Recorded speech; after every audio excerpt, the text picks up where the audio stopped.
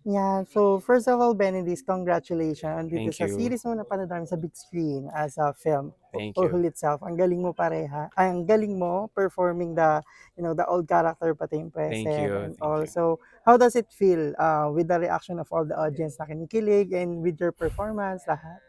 Well, masaya ako na nakukuha namin yung reaction na ine-expect namin from that scene. So it's as an actor, it's fulfilling to see then the reaction of the the viewers.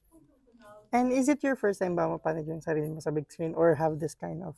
Yes, it's my first time to see myself in Oh. this bigger screen. Yung nung big screen na yun, super small lang siya. Hindi kasing big nito. And this one is first time ko. So medyo naiilang ako talaga kanina at seeing myself on the big screen. So how does it feel? Kamusta naman nung nakikita mo yung sarili niyo? Yung kayong dalawa, yung mga, lalo na yung mga, like, like cute scenes niyo dito ang dalawa ni Justin. Cute. Cute siya. Meron siyang ano, kumbaga, hindi ko nakita din talaga yung sarili ko na na kikiligin din ako sa Oh. ako yun. Yung ako yung nandun pero natutuwa ako sa characters nila. Parang niruroot ko din talaga sila. Medyo conceited pakinggan na ako yung umaarte doon pero ako din yung nagre-react sa sarili ko. Yeah, kasi magkatabi kayong dalawa, no? So, paras Yes. ba kayo? Kinikilig din kayo sa mga... Tinatawanan namin sarili namin actually. So Ben, how do you build chemistry with Justin? We had like a 2-day workshop. 2 days and then sa after 2 days, ano na, shoot na kaagad. So parang it was, yeah, it was instant pero parang ano naman siya. Okay naman kasi yung connection namin ni Justin from day one pa lang. Parang naging friends naman na kami kaagad. So, yun. And Ilocano, ano ba? Born in... No, I am half Pangasinense, Kapampangan. Ilocano, I learned from Baguio. Tapos I just had to adjust my Ilocano, the accent, kasi Ilocos yung Ilocano na tinlay namin dito. And it was really a struggle for me kasi hindi ko siya native Hindi naman language. halata. Hindi ko siya Ang natural eh. hindi ko siya native language pero yun yung ina-achieve ko talaga. Like mag-sound at least kahit papaano maging native ano ko siya. Pero nakakaintindi at nakakapagsalita ako ng Ilocano pero hindi basit lang, konti lang. Benedict, may mga natutunan ka bang mga cultural aspects dito sa movies? Yes, Yan, sige, ang yun muna. interesting kasi makita din ng mga ibang culture nang hindi lang sa Pilipinas kundi yung locally, regionally. Iba't iba talaga yung mga kultura natin. And I must say na very interesting na sana yung mga ganitong klase ng proyekto na babahagi din yung mga ganong kultura, na local traditions and culture. So, masaya ako na nababahagi namin yan. And any tourist destination na na-discover mo dito sa series na to? The whole Lawag City, San Nicolas, Ilocos. Nagpunta rin kami sa ano yun? Ano na yun? Patar. Yeah, nagpunta kami sa Patar. Tas yung wheel, ano yun? Electric. Ay, hindi. Windmill. Windmill. Electric.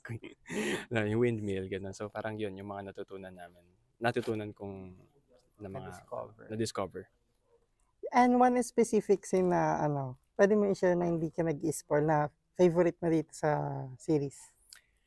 Or dapat nila abangan sa'yo? Ang mga favorite ko is every time na napupunta sa period yung series. It's interesting to see the contrast of the modern days and then the period times, like yung past. So ang ganda lang nung na nako-compare yung kung ano yung buhay noon sa buhay ngayon. And gaano kalapit sa totoong buhay yung character mo dito, both sa yung present and yung old na character? Siguro yung kay George. Kalandian ni George. Gano'n ko ba sa real life? Joke lang. Yung siguro yung pagiging struggling sa college, yung sa education, gano'n. Parang ginugusto ko na talaga kaagad na advance na nagtatrabaho na at kumikita ng pera. So I was a working student way back in college. I struggled studying in college. I had 3 courses in 3 different universities. So parang gano'n din si George na parang hindi niya alam kung kailangan niya pa ba yung pag-aaral kasi kaya niya naman, parang gano'n. Pero later in life, marirealize mo na importante pa rin talaga yung pag-aaral at diploma. Yeah. And anong gusto mo makuha ng viewers like after nila mapanood yung itong series? Gusto kong makuha nila, siguro pagmamahal. More love na sa appreciation to the culture and the culture and traditions of their local places, yung ganon. Kasi dito kasi nag-focus talaga sa kultura ng Yeah. Ilocos, ng Ilocano, yung mga buhay nila sa Hawaii before. So parang appreciate the efforts of our ancestors as well, yung mga binigay nilang, yung history. And hindi natin mababago ang history because nangyari yon Yeah. nang may dahilan at nangyari yon para tayo ay umusad in the future. Last na lang sa akin, kasi parang pinapromote ng season na to is yung about gender fluidity. Parang Yeah. na-romanticize. What can you say about it?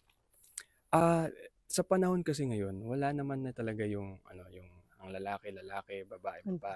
Parang sa panahon nakikita ko talaga, and even sa mga malalapit sa buhay ko, ang pagmamahal talagang pag nagmahal ka, wala nang question yun.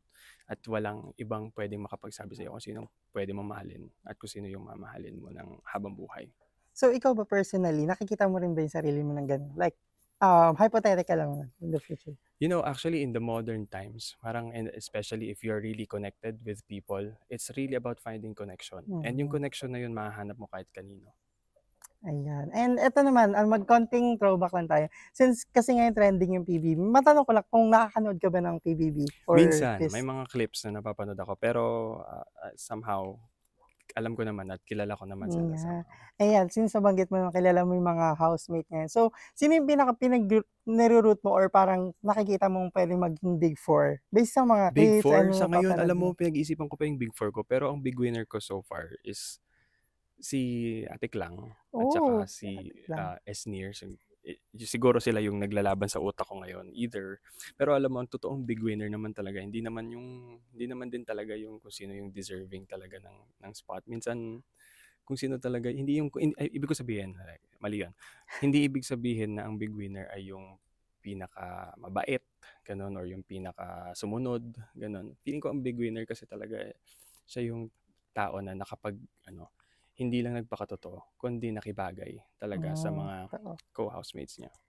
Based sa experience na sa loob ng Mhm. bahay. Yes. Tagal nyo ding tumira doon, kayo nila Alexa, no? Yes. So, nabanggit mo rin, ang big winner mo kasi Klang or si Esnir. Tama ba? Yeah. So, ngayon kasi nag-trending if nakita mo na yung kay Ate Klang, yung nagkasagutan sila ng Dustin. So, anong na-feel mo nun or anong take mo doon since tumira ka rin sa loob ng bahay ni Kuya? Ako, normal talaga yun. Normal siya na pwede kang sumabog kasi heightened lahat ng emotion sa loob ng bahay at hindi mo mapipigilan yung pagiging tao mo. Pag nabisit ka or nainis ka, uminit ulo mo or napuno ka, normal yun. At tanging mga viewers lang nakakapag-judge talaga at sasabihing mali ang mga ganong bagay kasi di naman nila alam kung ano yung nangyayari sa loob. And eto, since ikaw pumasok ka ng bahay ni Kuya dati, meron ka bang mga ganong instant dati sa loob ng bahay? Nung lumabas ka na, napanood mo yung gantong clip or parang na-misinterpret ka ganon? Yes, of course. Oo, marami. may mga ganong mga eksena na misinterpret at because of I wouldn't say naman na parang siya, naging masama siya or something, pero I would say na it's something that the audience could learn from yung mga ganon kasi nakikita nila it's a reflection of of everyone, yung mga housemates in one way or the other merong kapiraso ng ugali nila sa bawat housemate. So okay lang kung mainis sila, ibig sabihin naiinis din sila sa sarili nila. Kasi hindi ako naniniwala na hindi sila nagiging ganon. And last na lang, one memorable mo sa loob ng bahay ni Kuya? Siguro yung nanalo ako sa task nung electric maze. Tapos after that, nung nanalo ako yung pinakauna naka-finish nung maze. Nakita ko yung lolo ko na news from outside world sa TV. Yun. And it's such a special moment. Yes.